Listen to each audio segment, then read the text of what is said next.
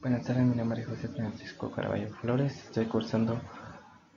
la licenciatura en Derecho en la Universidad Virtual del Estado de Guanajuato. Actualmente curso la materia de Juicio de Amparo 1.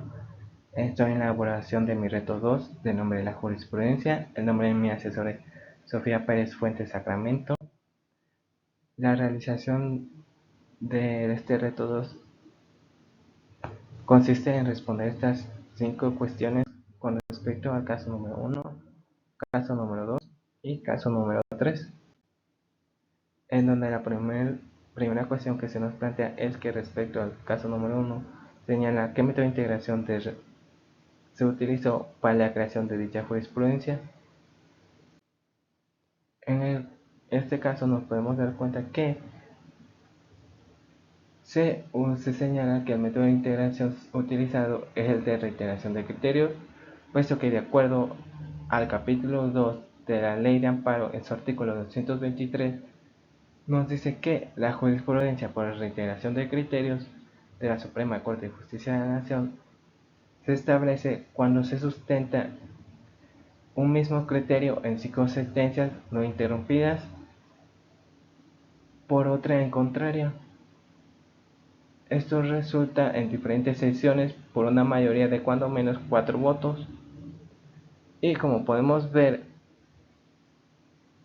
en la cuestión de votos, la mayoría tuvo 4.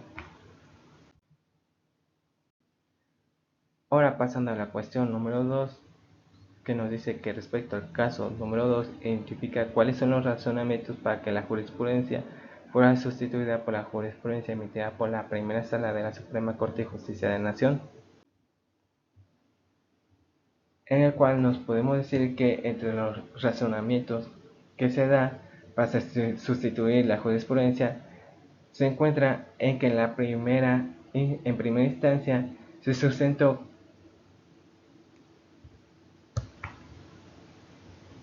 que la orden de citación al investigado a la audiencia de formulación de imputación con apercibimiento de aprehensión en caso de no comparecer transgrede el derecho ambulatorio. Sin embargo, el Código Nacional de Procedimientos Penales nos dice que la citación de la persona investigada a la audiencia inicial en la que habrá de formularse imputación en su contra por sí sola no es un acto que afecte su libertad personal. Además de que en la fracción 2 del artículo 141 del código antes mencionado nos dice que en caso de no comparecer injustificadamente se puede ordenar su aprehensión.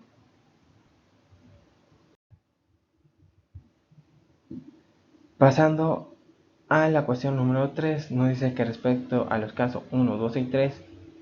identifica en qué época del Semanario Judicial de la Federación fueron publicadas la jurisprudencia.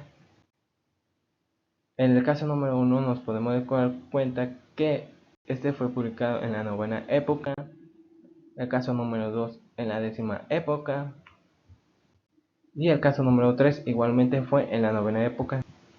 Con eso podemos decir que estos forman parte del segundo periodo, llamado jurisprudencia aplicable, en donde la 9ª época se trató del 4 de enero de 1995 al 3 de octubre de 2011 y la 10ª época del 4 de octubre de 2011 al 30 de abril de 2021. Otra cosa a destacar es que de estas dos épocas es que en la 9ª época se componía de 3 partes, las que a su vez se subdividían en secciones y apartados en los cuales el material se clasifica en atención tanto a la instancia de la que proviene como a su carácter. Por parte de la 10ª época nos dice que se inició con la publicación de la jurisprudencia del Pleno y de la Sala de la Suprema Corte de Justicia de la Nación, así como de los tribunales colegiados del circuito.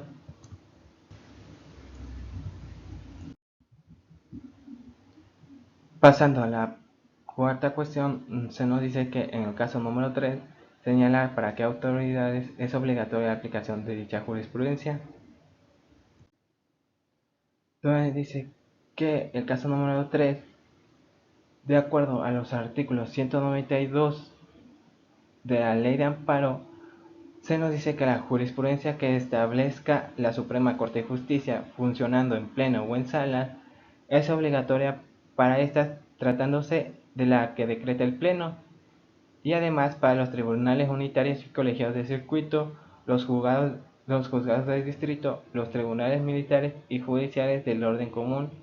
de los estados y del Distrito Federal,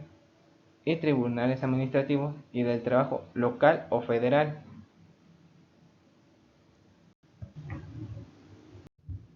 Ahora, pasando a la cuestión número 5, que se nos dice que el caso número 1 identifica si se cumple el requisito establecido en el artículo 223 de la Ley de Amparo respecto a los votos que deben emitirse para su aprobación. Como habíamos dicho anteriormente, en el artículo 223 nos decía que la jurisprudencia por reiteración de la Sala de la Suprema Corte de Justicia de la Nación se establece cuando se sustente en un mismo criterio en 5 sentencias no interrumpidas por otra en contrario, resuelta en diferentes secciones por una mayoría de cuando menos 4 votos. Como había dicho anteriormente, de acuerdo a las resoluciones que se dieron, si se cumple, ya que podemos ver 5 sesiones ininterrumpidas, además de que fue por unanimidad de 4 votos. Ya para finalizar, nos podemos decir que la jurisprudencia tiene una función pedagógica que es aplicable a todos los individuos y poderes públicos, al igual que la ley tiene por finalidad enseñar de forma correcta la interpretación de la Constitución y los derechos fundamentales.